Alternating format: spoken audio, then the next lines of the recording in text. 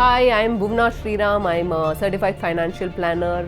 I head financial planning at House of Alpha, Investment Advisors Private Limited. Sales, matlab you had to do negative selling. This came as a big shocker to me. It was like one slap on my face.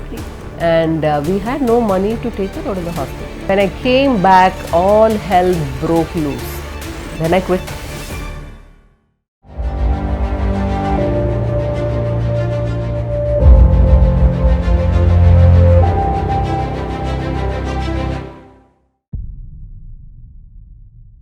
Hi, I'm Bhuvanaa Shreeram. I'm a certified financial planner. I head financial planning at House of Alpha, Investment Advisors Private Limited. And we are fee-only financial advisors based out of Mumbai. So I grew up in a place called Coimbatore in Tamil Nadu. So we came from very middle class, very traditional, conservative Tamram families, which steeped in culture and art and things like that. So usual school, college, we were doing well in school and college, and I wanted to study commerce for no other reason except that I saw some of my elder cousins work very, very hard in science. So they were putting in hours of work studying science subjects, trying to write all those competitive exams. I thought, no, this is not for me, and I chose to do commerce. After that, I joined Tata Motors, selling trucks for a couple of years. That was steep learning on sales and human relationships, and I had a fantastic boss who allowed me to make a lot of mistakes. I joined Tata Motors as commercial vehicle salesperson for Tamil Nadu. So that was my first job, and I was put in sales responsibility for heavy commercial vehicles, the trucks and trailers and the 40 tonners and all that stuff. And my core market was Vellore, Salem, Tiruchengodu. So those were, so I used to travel a lot to these places, meet with drivers, go on trips to measure the mileage of the vehicle and things like that. So it was interesting. I had a very good boss who was very supportive. He was, I think some of my biggest learnings happened in those 2 years of sales, of human relationships. I mean, a particular incident that I can think of is at that point there was a lot sales. Matlab you had to do negative selling. I mean, you have to speak negatively of competition. That was my, not my understanding. That's what I saw people around me do, like my seniors or So they would de-sell competition, and that was their sales pitch. That vehicle doesn't do this. So then in the process what happened, there were 2 agencies for Tata Motors, and I was linked to one agency and my colleague was assigned to another agency, and something was happening and we went to meet a client. We went to a large truck owner and a possible customer, and we were making a pitch, and I inadvertently, or I don't know why I did it, I spoke negatively of that other agency sales manager. Okay, so something I must have said, oh, that person, he doesn't keep his word, or something like that I said. And when I came back, all hell broke loose. That person apparently is a very close friend of that sales manager. He went and told him, and that person told my colleague who handles him, and he told my boss, saying that you guys are going and spreading lies amongst our clients and customers and trying to break our relationships. Oh my God. So that was all hell broke. I thought they'll ask me to quit. So it was then I realized that this negative selling doesn't go on for too long. Sales is all about building relationships, not just your relationships. You don't break anybody's relationship. So there's a good way of doing these things too. You can be good to people, you can be good to competitors also, and still do well in your business. So that was a big learning for me in human relationships being the bedrock of good sales, right? So you build a relationship before you make a sale.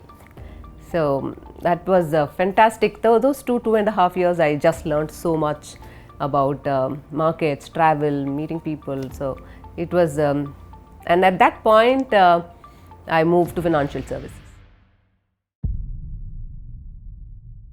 Sundaram Finance reached out saying they wanted somebody to handle their product for light commercial vehicles.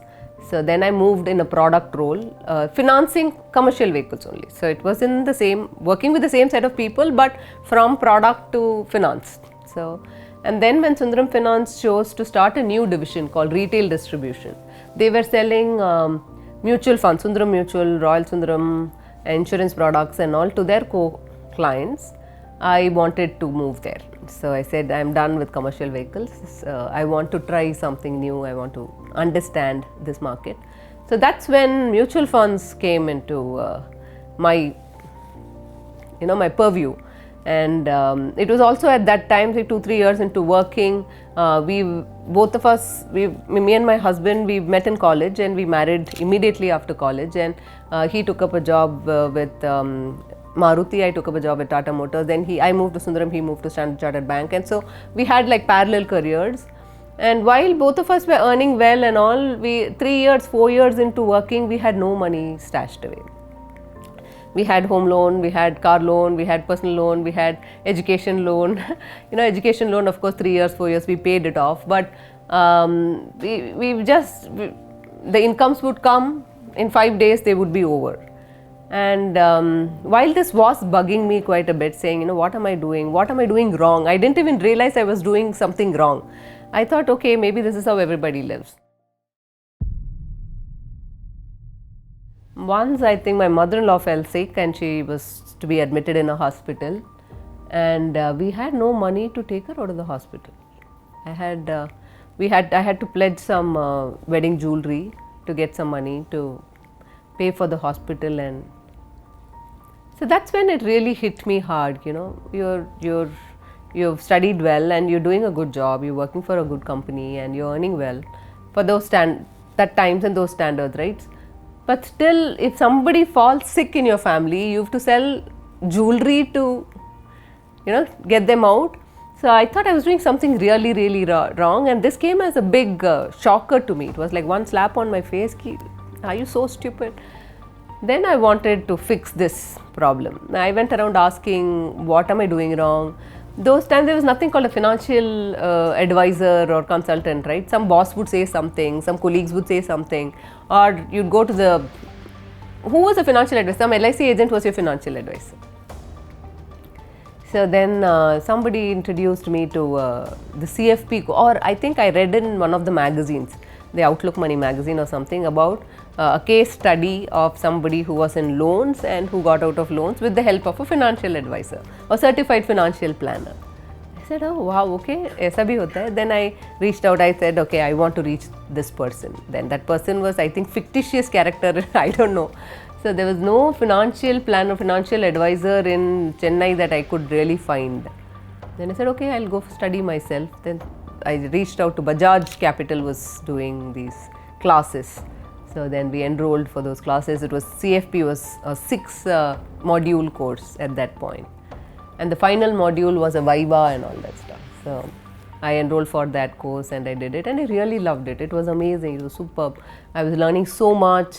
I was fixing my own issues, So I really fell in love with the course and I thought, okay, now this is what I want to do.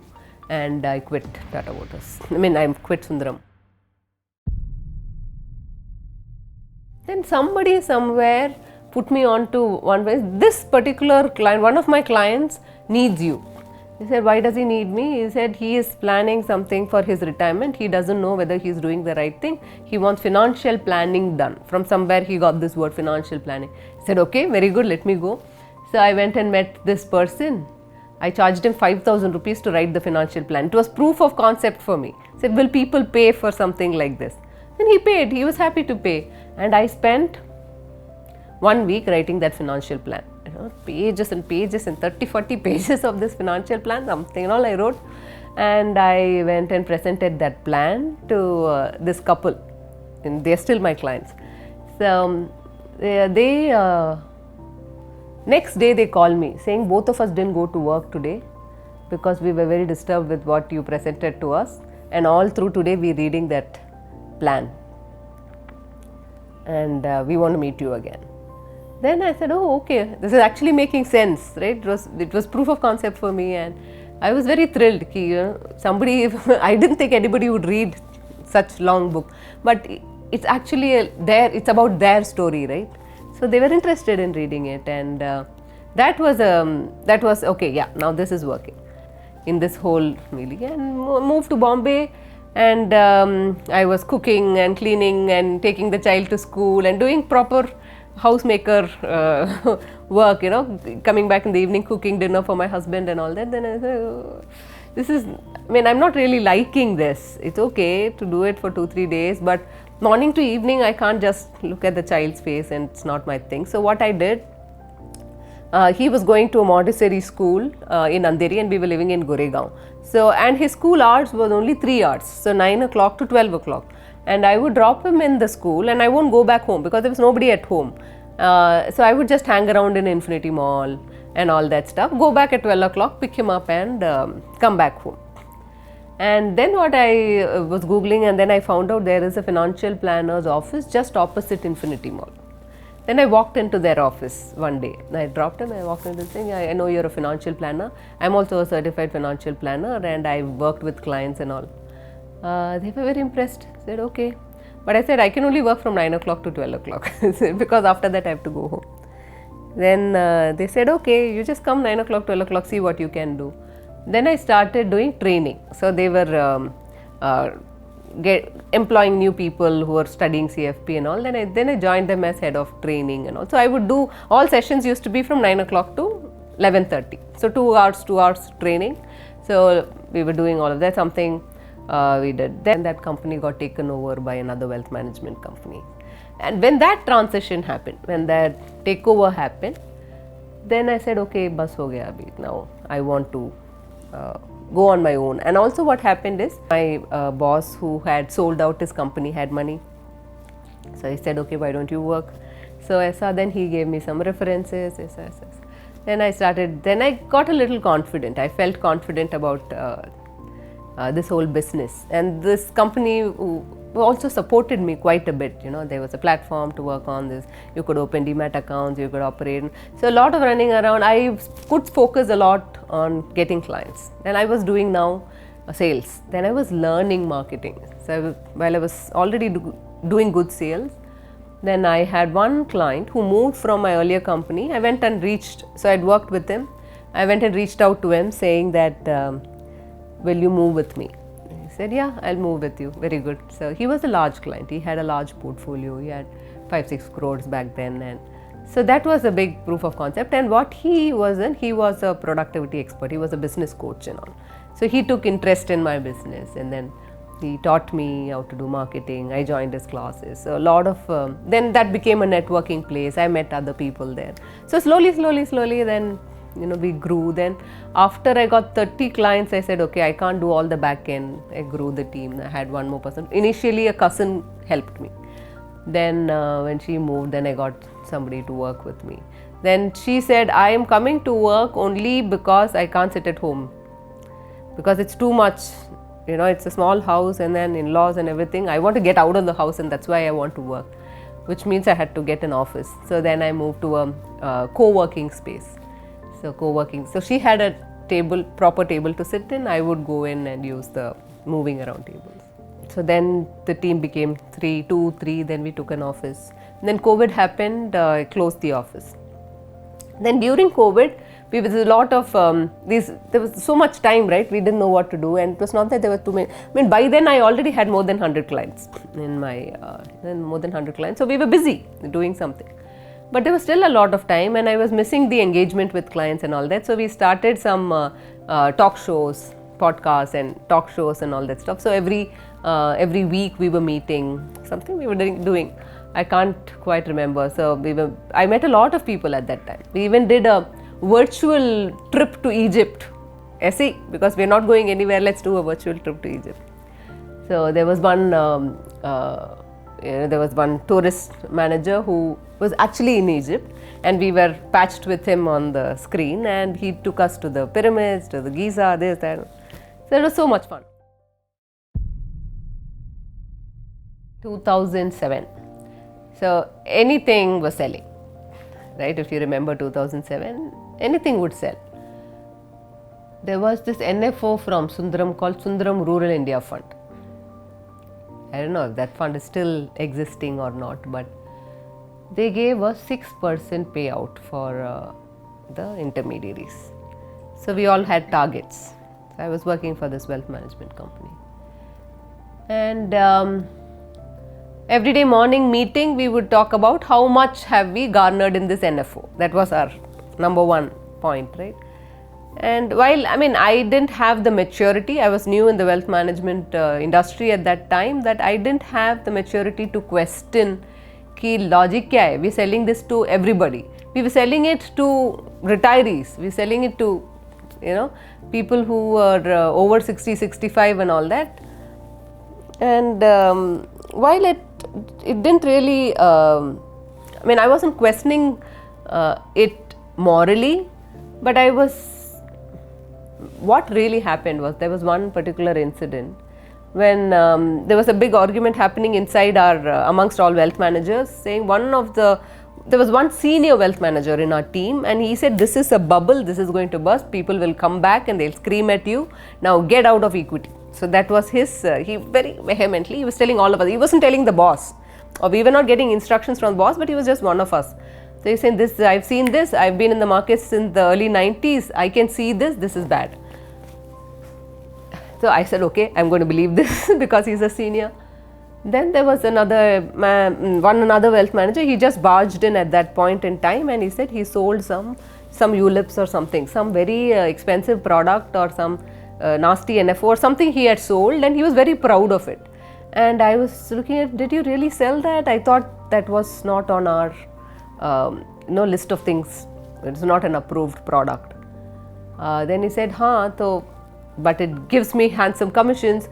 Will only my clients' children go to US? Won't my children go to US? He said that. In Tamil you would say, our payam matrana US ponuma, naam em payam pokudada. Right? So his intention was, you get it, right? So it came from there, saying, I am doing what's right for me. Why do I care whether it's right for him or not? So I said, okay, there's something that's not going right here, right? So it was that incident, while the Sundaram Rural India Fund was bugging me in the back of my head, but I wasn't able to clearly say that it was wrong because I didn't know why it was wrong. This then actually said, oh, this is not right. Okay, maybe then that is also not right. So that disillusioned me a little bit. So slowly my involvement started. I started withdrawing myself, saying, I'm not enjoying this. And then I quit. If a client says, I want to leave, but it's okay. One goes, 10 comes. Okay. You're not for everyone, and everyone's not for you. So it's okay. So the first client I signed on, who took the day off and studied my financial plan, they continue to be clients. And every time I talk to them, their children are now my clients. So that was in 2006-07, right?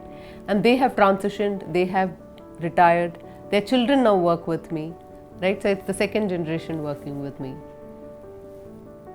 And every time I meet them, they say that, it was an eye-opener conversation.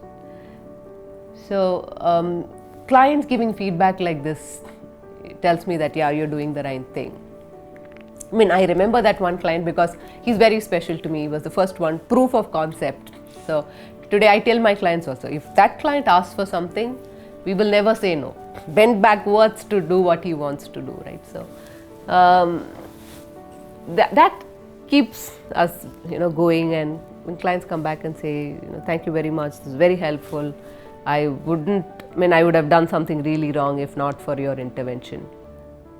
So of course, family, dad was a big influencer. Not that he was a very accomplished person. I didn't get a lot of time to spend with him. We lost him in the early 2000s. But that he had 2 daughters. He gave us the wings. At that time, at that point, in that era, he was very very pro girls, pro his girls. So I think that was important for me to believe that there's nothing called gender discrimination, right? Otherwise, it was easy to get into this, give that as an excuse for not putting all your efforts. I think that was critical. Then my first boss, who would allow me to make mistakes. I now appreciate how much that means, because now when I am training my team and they make mistakes, the urge to jump in and correct it, he must have had that urge too, but he didn't jump in to correct me, no. So that was very, very important. So he took me to some client calls, 3, and then after that he would take me, he would let me deal with the call, he would sit at the back. I would blabber. I can imagine how painful it would have been for him to sit behind me and watch me make a fool of myself there. But he would sit, and once on my way back is when he would give feedback. So he let me, and that's why I learned very, very fast.